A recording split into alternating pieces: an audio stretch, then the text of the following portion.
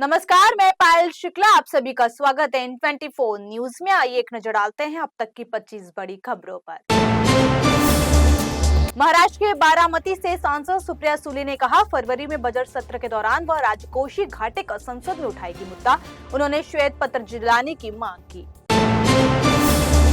Ease of doing business के मुद्दे पर सुप्रिया सुले ने कहा, ईज ऑफ डूइंग बिजनेस में महाराष्ट्र से आगे हैं ओडिशा और छत्तीसगढ़ जैसे राज्य, हालांकि महाराष्ट्र क्यों जा रहा है नीचे।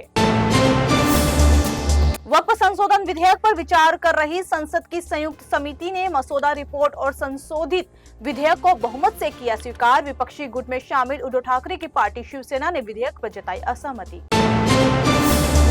महाराष्ट्र सरकार ने 7 आईएएस अधिकारियों का किया तबादला, जिसमें सीनियर आईएएस अधिकारी धीरज कुमार भी है शामिल। उन्हें मेडिकल एजुकेशन डिपार्टमेंट का सेक्रेटरी किया गया नियुक्त। शिवसेना यूपीटी सांसद संजय राउत ने महाकुंभ में हुई भगदड़ को लेकर यूपी सरकार पर बोला हमला। कहा, सरकार सिर्फ कुंभ मेले के मार्केटिंग पर दे रही थी ध्यान, लेकिन भक्तों की सुविधाओं के लिए नहीं की गई सही व्यवस्था। सिद्धिविनायक मंदिर प्रशासन ने भक्तों के लिए लागू किया ड्रेस कोड। पालन नहीं करने वाले लोगों को मंदिर प्रशासन अंदर जाने की नहीं देगा अनुमति। शॉर्ट स्कर्ट और छोटे कपड़े पहनकर मंदिर में नहीं मिलेगा प्रवेश। नवी मुंबई में रेलवे स्टेशन पर एक लावारिस हालत में मिली एक नाबालिग लड़की के बारे में जब मिली जानकारी तब मौके पर पहुंची पुलिस और उसे अस्पताल में कराया गया भर्ती। पुलिस की जांच में लड़की के साथ दुष्कर्म की जानकारी आई सामने। मामले की जांच में जुटी पुलिस। चर्चा में है बुल्ढाना के सरकारी अस्पताल में एक गर्भवती महिला की सोनोग्राफी। डॉक्टर ने सोनोग्राफी का बारीकी से किया मुआयना तो वह भी चौंक गए, क्योंकि गर्भवती के पेट में दिखाई दे रहा था बच्चा, साथ ही इस बच्चे के पेट में भी दिखाई दे रहा था एक बच्चा। बाबा सिद्दीकी हत्याकांड के सिलसिले में पूर्व विधायक जिशान सिद्दीकी ने पुलिस को दिए गए अपने बयान में कुछ बिल्डरों और नेताओं के लिए नाम। जिशान ने पुलिस को दिए अपने बयान में कहा, मेरे पिता के नियमित संपर्क में थे कई डेवलपर। एक्टर सैफ अली खान पर 16 जनवरी को उन्हीं के घर में हुआ था अटैक। इसी के बाद इस केस में बांद्रा कोर्ट ने आरोपी शरीफुल को 14 दिन की जुडिशियल कस्टडी में भेजा जेल। मौनी अमावस्या पर धर्मनगरी नासिक के पंचवटी नदी पर श्रद्धालुओं की उमड़ी भीड़। बड़ी संख्या में लोग गोदावरी नदी के तट पर आस्था की डुबकी लगाने के लिए पहुंचे।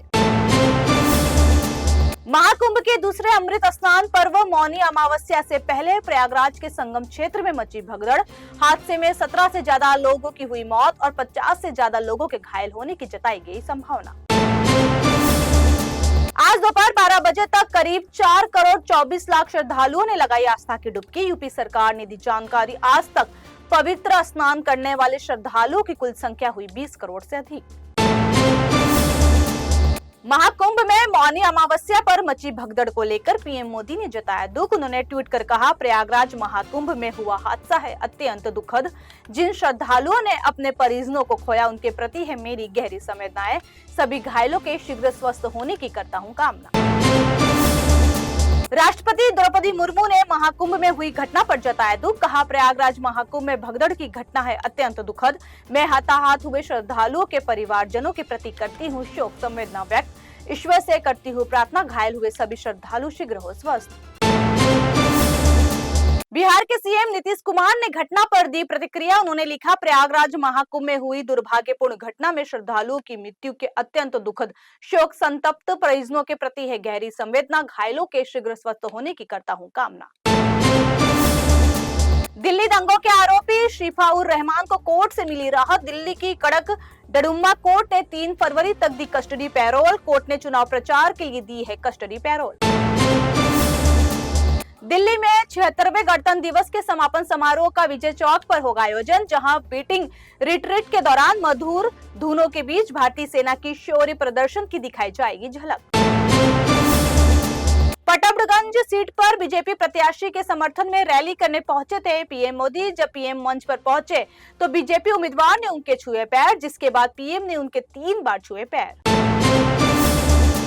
मौनी अमावस्या के मौके पर अयोध्या में रामलला के दर्शन पूजन के लिए बड़ी संख्या में पहुंचे श्रद्धालुओं के दर्शन को लेकर प्रशासन ने बनाई बेहतरीन व्यवस्था। दिल्ली चुनाव के लिए कांग्रेस ने सभी पात्र परिवारों को 300 यूनिट मुफ्त बिजली देने का किया वादा।